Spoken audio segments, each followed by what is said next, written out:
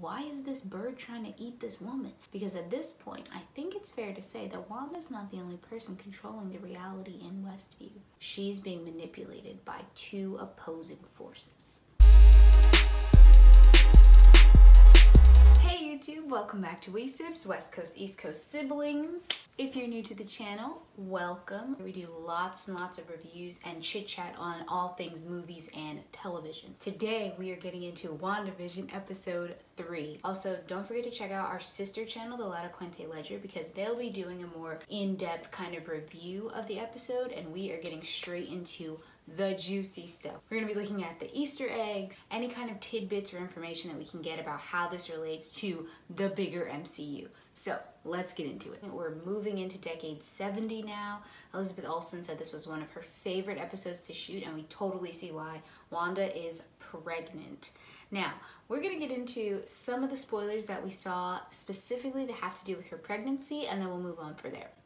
The first important thing to note about her pregnancy is that it is rapidly happening. This episode, she goes from 4 months to 6 months to 9 months to birth in an entire day. She is pregnantizing herself and birth is coming fast. So the next thing we want to note is the kind of back and forth that they have about the names of their children. Now obviously if you've read the comic books or have an idea or just been watching all the videos online, we know that Wanda eventually has twins.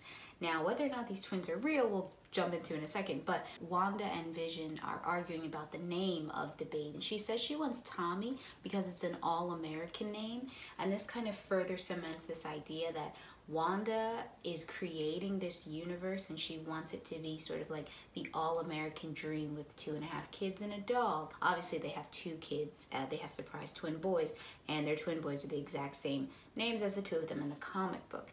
Now, getting into the twin boys' origins, obviously Vision is a synthezoid, so he cannot procreate, and yet Wanda is pregnant with children. In the comic books, the boys are a few different things.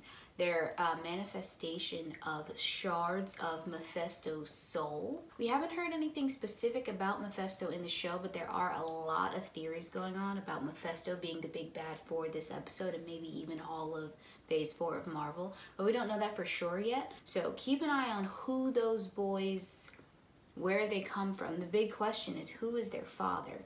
The second question about the babies is, are they real? In the MCU, we know at least, we're getting some idea, especially at the end of this episode, that what is happening is not strictly real, but it's not exactly unreal either. All of the people in Westview are physical beings.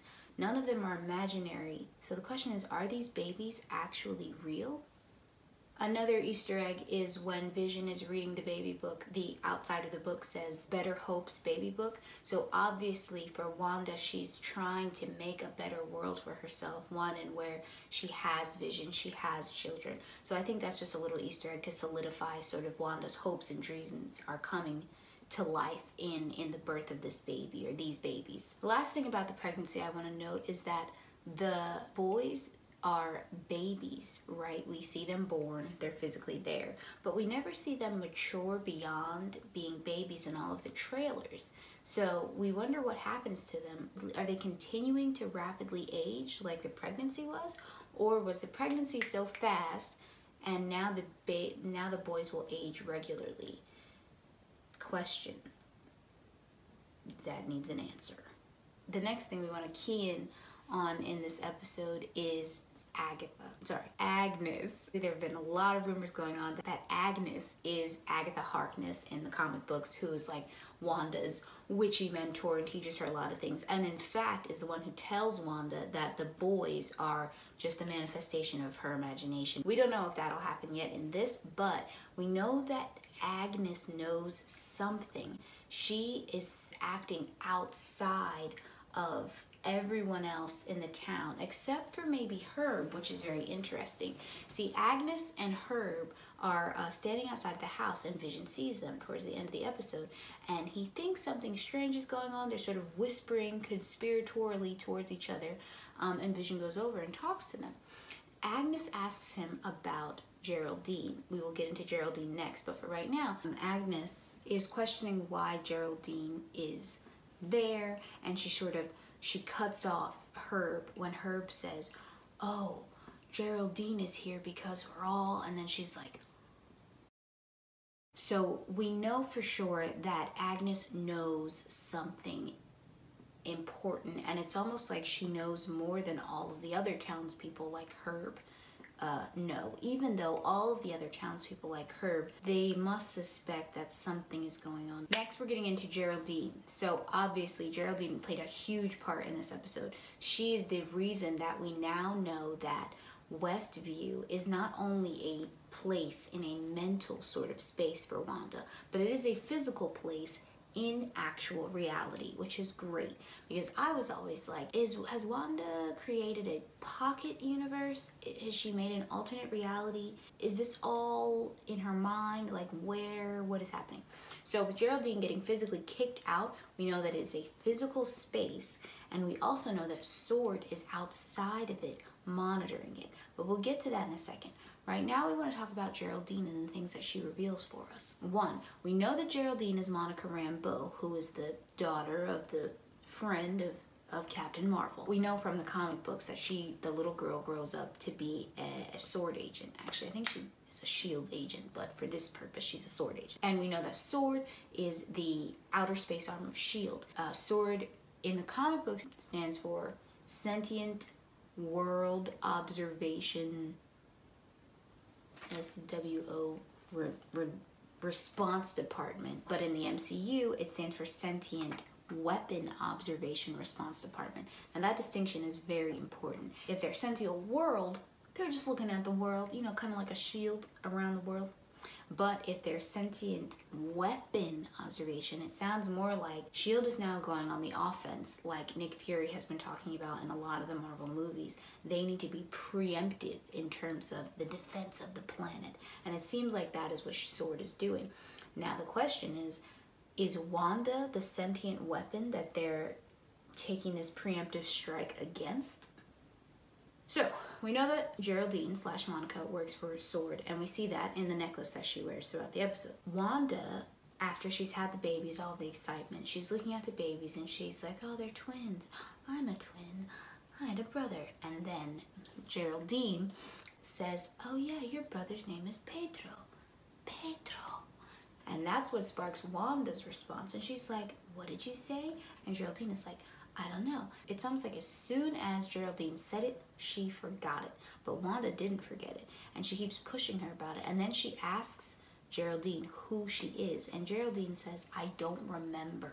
That implies that while Geraldine was clearly sent into Wandavision to do something, she forgot entirely about it. That makes me wonder if there are 3 parties involved in the control of the situation. There's Sword, there's Wanda, and then there's Agnes, and potentially Mephisto.